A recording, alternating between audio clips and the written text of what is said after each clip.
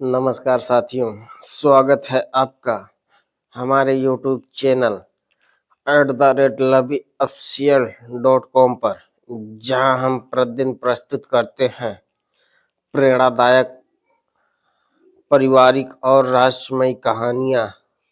आज चरवाहा और भूतनी, दिव्य बालक की तीसरी शक्ति और तांत्रिकों की काली सभा का वर्णन है। रात गहरी थी। अन्वी थकी हुई अपने दिव्य बालक को गोद में लिए बैठी थी। बाहर तूफान चलता रहा, लेकिन बच्चे के जागते ही हवा रुक गई थी। आरव ने दरवाजा बंद किया और धीरे से अन्वी के पास बैठ गया। अन्वी, अब आगे क्या होगा? अन्वी ने बच्चे की ओर देखा। उसके माथे पर एक हल्का नीला चिन्ह चमक रहा था। आरव, हमारा बच्चा केवल दिव्य नहीं, बल्कि वह शक्ति है जिससे प्रकाश और अंधकार का संतुलन बना रहता है। आरव चौंक गया। जंगल के उस पार एक पुराना टूटा हुआ मंदिर था, जहां 10 तांत्रिक एक वृत्त में बैठे थे।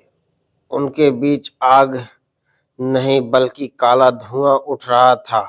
सबने पुराना तांत्रिक रुद्रकाली अपनी लाल आंखें खोलकर बोला, वह बालक जिसके जन्म का इंतजार 3 जन्मों से था, धरती पर आ चुका है। एक और तांत्रिक बोला, स्वामी, उसके पास तो देवत्व की किरण है, हम उसे कैसे पकड़ेंगे? रुद्रकाली हंस पड़ा, अरे मूर्खो,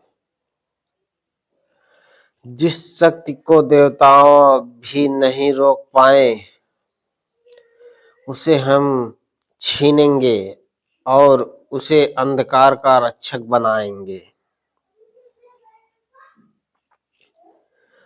सबने एक साथ कहा, जय अंधकार। रुद्रकाली ने आदेश दिया, आज रात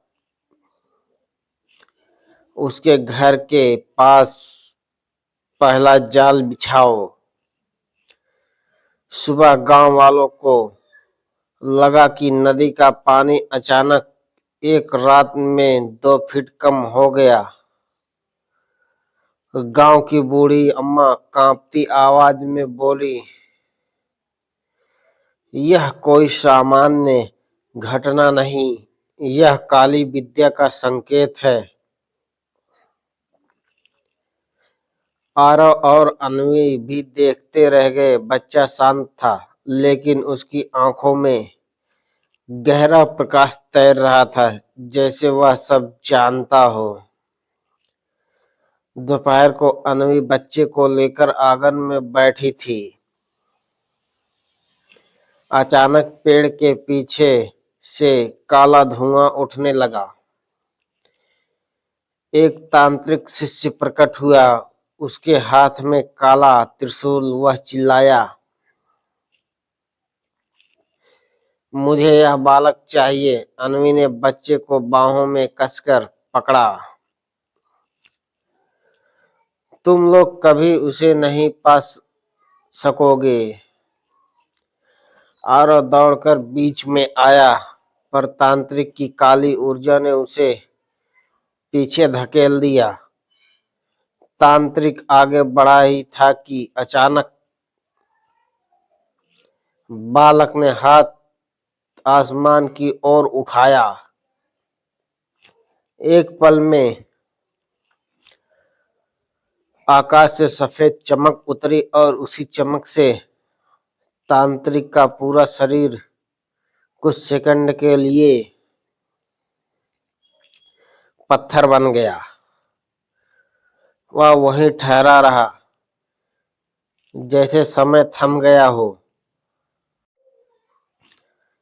आरव ने दहशत में कहा, ये क्या हुआ? अन्वी बोली, यह उसकी तीसरी शक्ति है, काल स्थिरता, टाइम फ्रीज।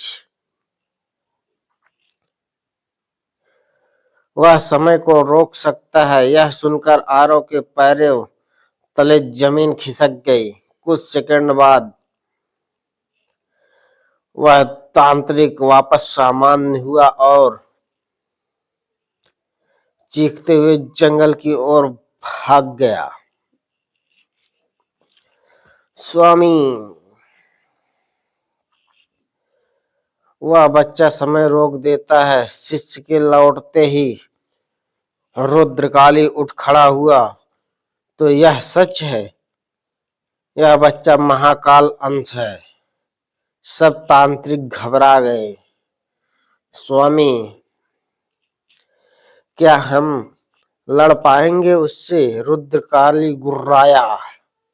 अरे मूर्खो, महाकाल का अंश हो या देवताओं का, अंधकार का नियम यही है। जहां प्रकाश जन्म लेता है, अंधकार उसे निगलने जरूर आता है। फिर उसने घोषणा की, आज रात हम 3 सबसे शक्तिशाली तांत्रिक सीधा उसके घर जाएंगे। और रात को अनवी को फिर वही आवाज सुनाई दी, पहले जन्म वाली गुंजा देवी की ही आवाज। अनवी, सुनो, अंधकार अपने पूरे बल से आने वाला है, लेकिन तुम अकेली नहीं हो।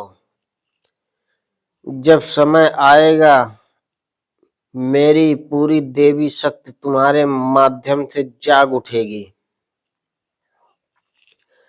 अनवी की आंखों में आंसू आ गए। वह बोली, मैं तैयार हूं माता। मेरे बच्चे को कोई चोट नहीं पहुंचाएगी। वह बालक जागा और मुस्कुराया, मानो उसे पता हो कि असली युद्ध अब शुरू होने वाला है। धन्यवाद मित्रों। यह कहानी कैसी लगी कमेंट बॉक्स में जरूर बताएं। जहां हम प्रतिदिन लेकर आते हैं प्रेरणादायक पौराणिक रहस्यमयी कहानियां।